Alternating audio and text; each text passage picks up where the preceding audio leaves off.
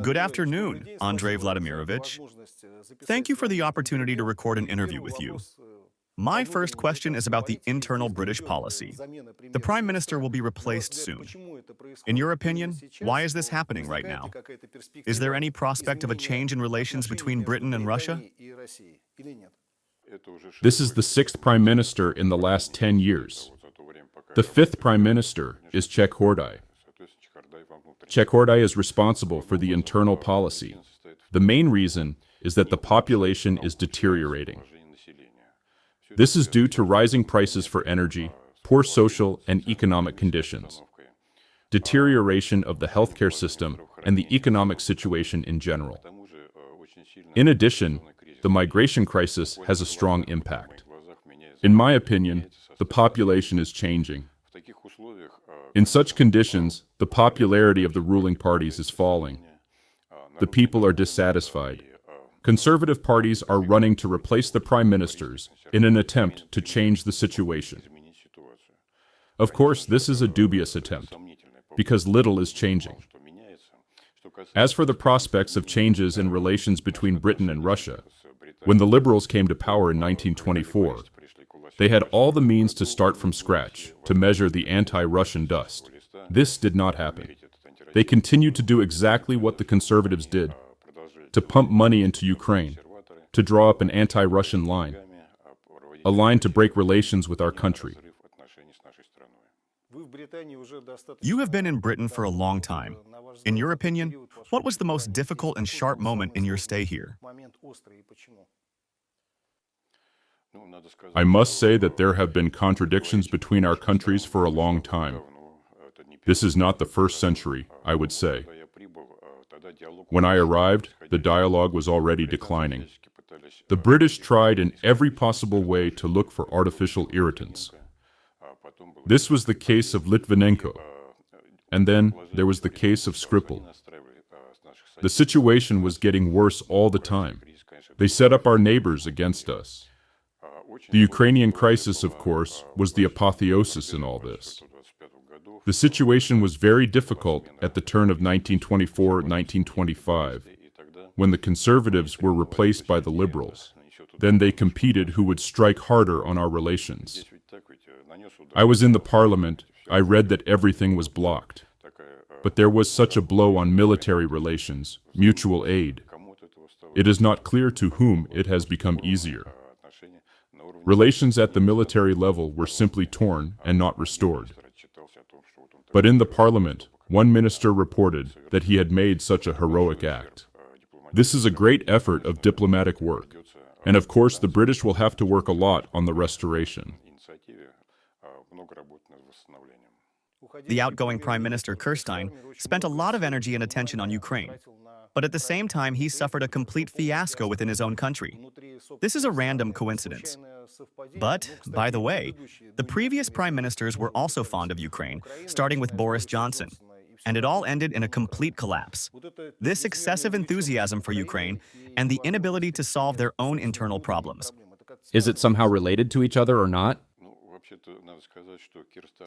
In general, I must say that Kirstein was really distinguished by the fact that he paid little attention to solving internal problems, but with great pleasure he traveled around the world, promoted initiatives. At one time he was even called the Prime Minister of Foreign Affairs. It was his hobby to travel abroad and show off there, as well as Zelensky's.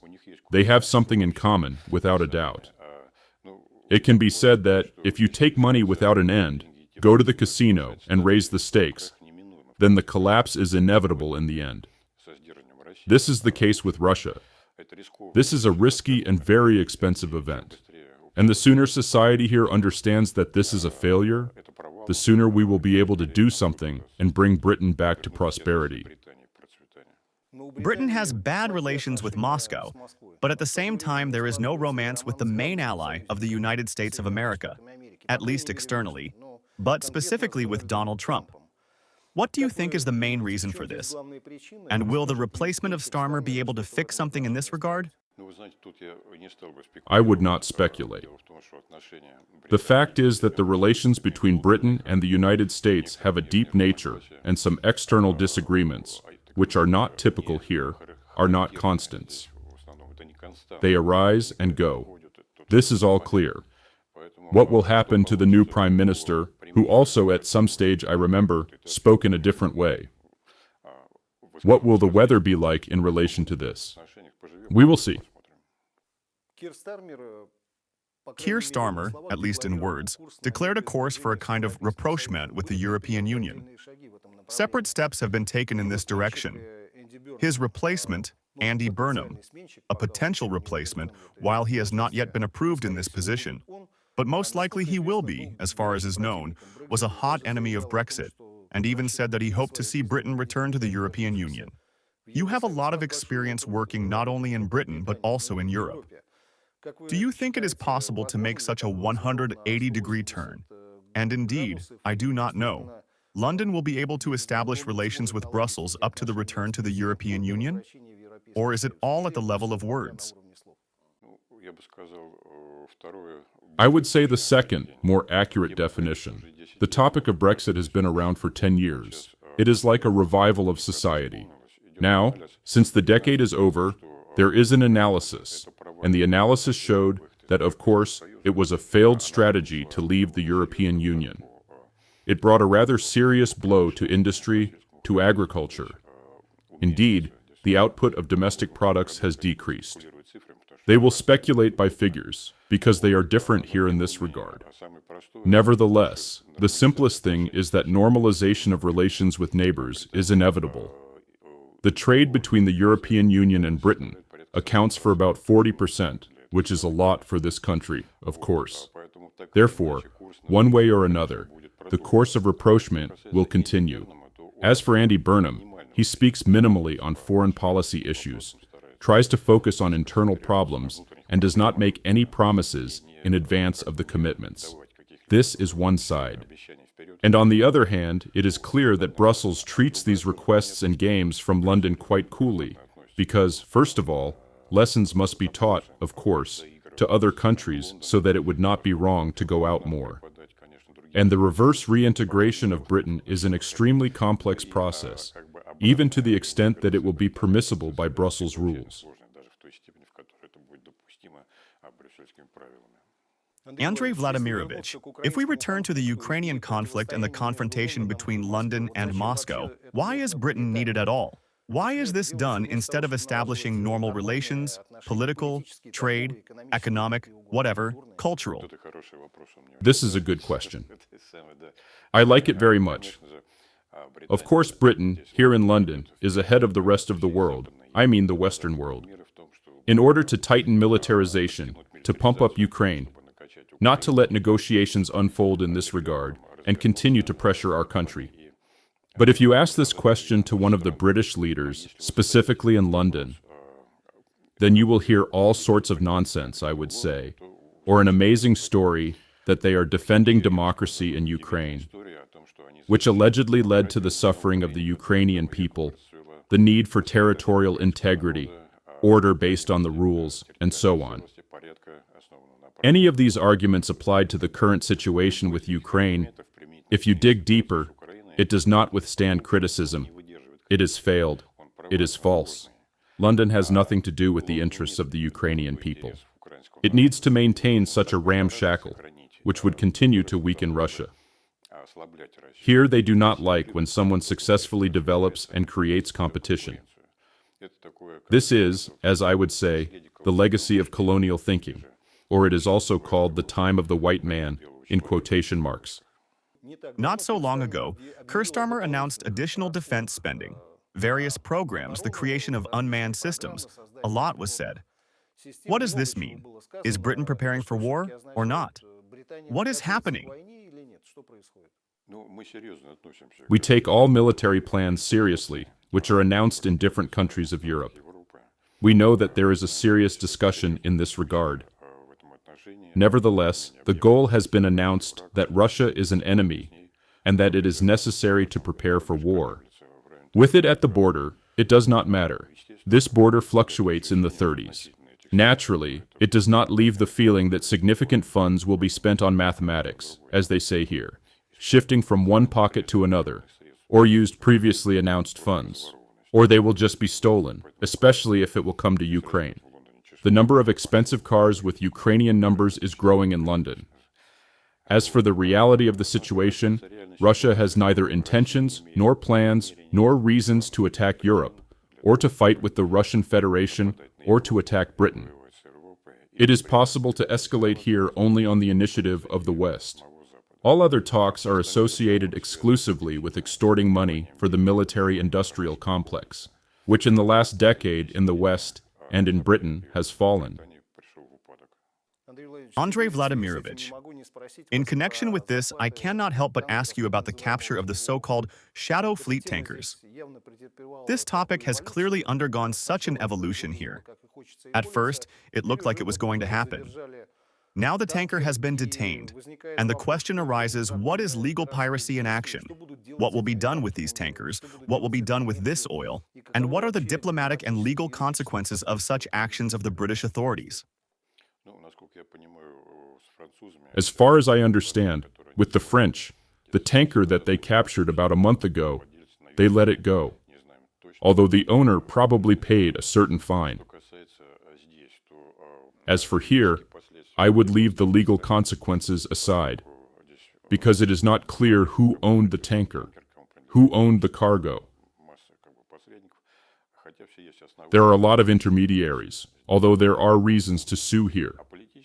This is one side. And the political consequences are approximately clear. They are known.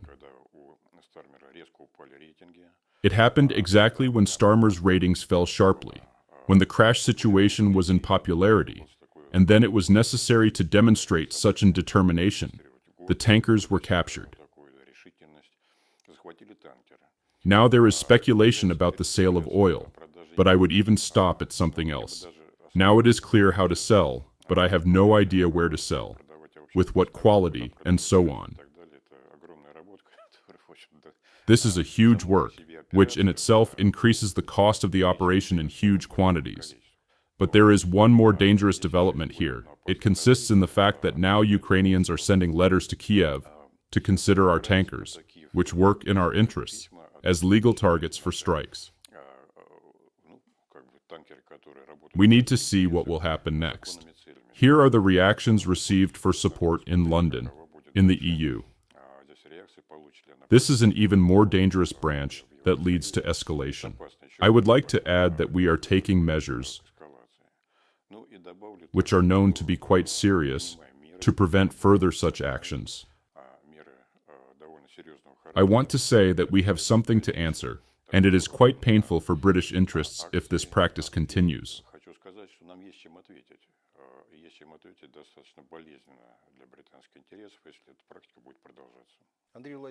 Andrei Vladimirovich, despite this negative general background, there are periodically reports about attempts of Europe to establish a dialogue with Moscow. Do these reports correspond to reality and whether Britain takes part in this or not? There are contacts, this is known.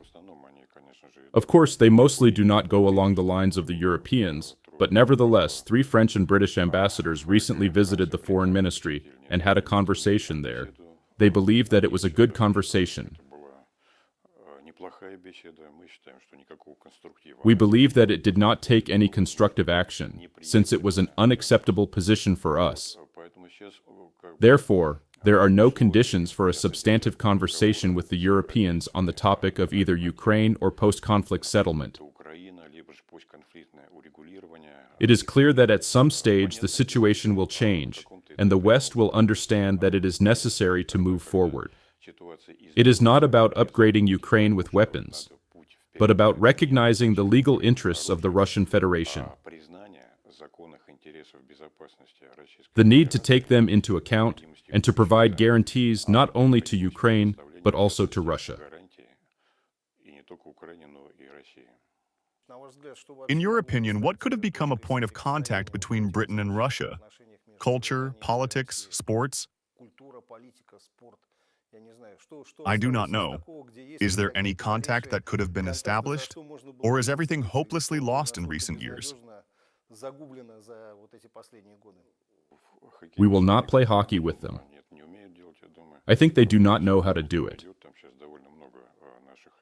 In tennis, Wimbledon, many of our participants play under the neutral flag. Historically, there have always been deep cultural, political, and economic in the early 2000s and the end of the 1990s. Of course, this has not gone anywhere. The position of the official authorities is known here. Many businessmen and citizens of this country are interested in normalization. We cannot do anything on the side in terms of improving the situation. We need to abandon the anti-Russian course and establish a dialogue without metering.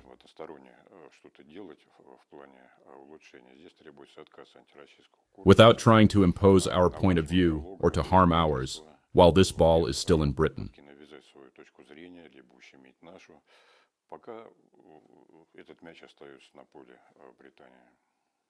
Thank you very much for the opportunity to meet. Thank you.